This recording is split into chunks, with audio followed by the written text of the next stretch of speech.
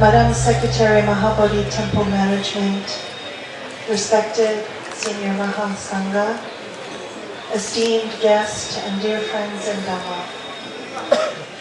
It is with profound gratitude and humility that I welcome you to this sacred gathering here in the motherland of India, the land where the Buddha walked, taught, and shared his timeless wisdom. Today we come together in reverence, not only to honor his teachings, but also to reflect on their deep relevance in our fragile and uncertain times. Now for 19 times we have come together under this most sacred Bodhi tree from all directions and one single purpose: to preserve the teachings of the Blessed One in our lifetime. While this may sound like a religious call to action, we welcome all faiths to join us in prayers as we need them more than ever. While we started with a humble beginning of just 250 participants, today we have close to 10,000 participants from all over the world. It started with one aspiration, and now these intentions have created a gathering whose sound has unified us together. We find ourselves living in a world that feels shaken to its very core. Wars and conflicts rage in many corners, sowing division and suffering. The echoes of a global pandemic still linger, testing our resilience and reminding us of life's impermanence. Amid this turbulence, there is an urgent question before us. What can bring our hearts closer to peace? The answer, I believe, lies in the very foundation of why we are gathered here today. The recitation of Pali words of the Buddha.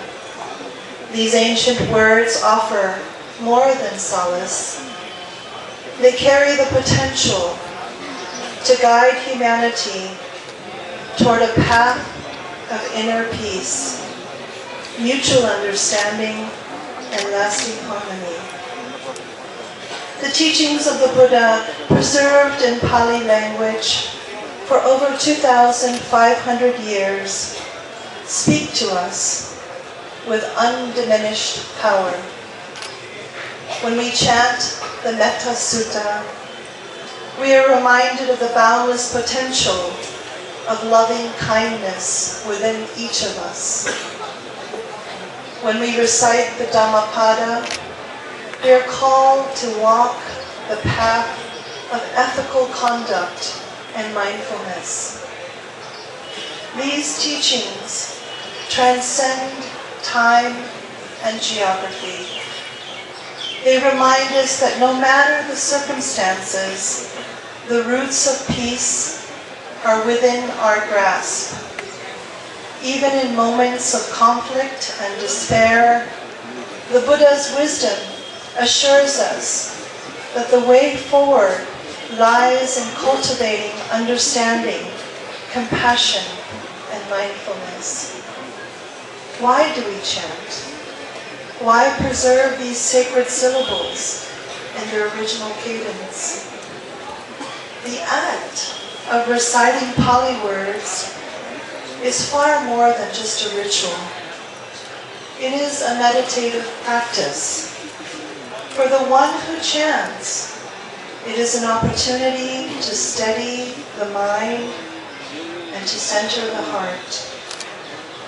For those who listen, it is a gift of calm and clarity, a ripple of peace that radiates outward.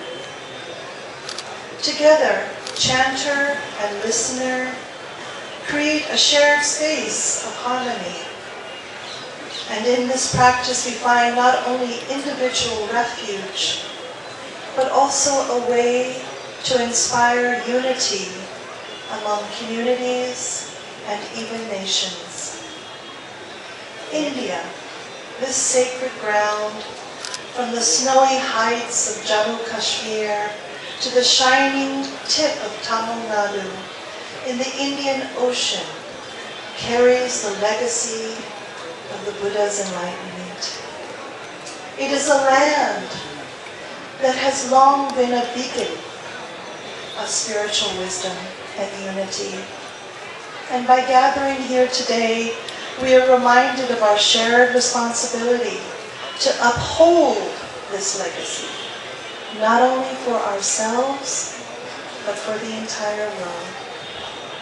The Buddha taught in the Samyutta Nikaya, victory breeds hatred. The defeated live in pain. Happily, the peaceful live, giving up victory and defeat. These words resonate deeply in a world yearning for reconciliation. They remind us that peace cannot be achieved through conquest or division, but only through mutual respect and compassion. The pandemic, though devastating, offered a profound lesson. It revealed how deeply interconnected we are. It reminded us of the impermanence of all things, a truth central to the Buddha's teachings. As we rebuild our lives and communities, we must look beyond material recovery to cultivate spiritual resilience. Through the chanting of the Buddha's words, we nourish our hearts and minds. We plant seeds of compassion and wisdom, ensuring that our healing is not only personal, but shared. The presence of our esteemed guest today, representing 27 countries, including the United States, symbolizes the universal relevance of the Buddha's teachings. And for the second year, the Cambodian Sangha have done an incredible job in organizing this beautiful event. Please join me in thanking them, the International Tipitaka Chanting Council, and the Mahabodhi Temple Management for preparing the grounds and beautifying the temple so we can all gather here in such beauty and harmony. For centuries, these countries have preserved and practiced these teachings with devotion, serving as the custodians of this ancient wisdom.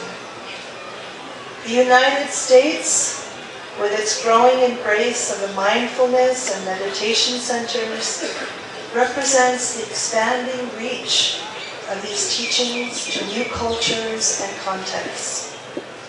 Together, our nations have the power to bridge divides. By sharing the vibrations of the Pali chanting, we can inspire a global movement of peace and understanding.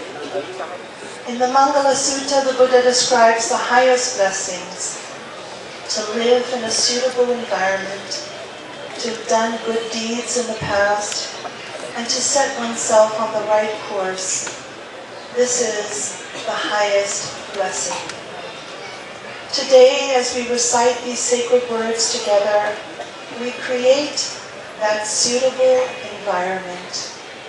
We embody the wisdom of past deeds and set ourselves on the course of compassion and unity. This is our highest blessing, not just for ourselves, but for the world.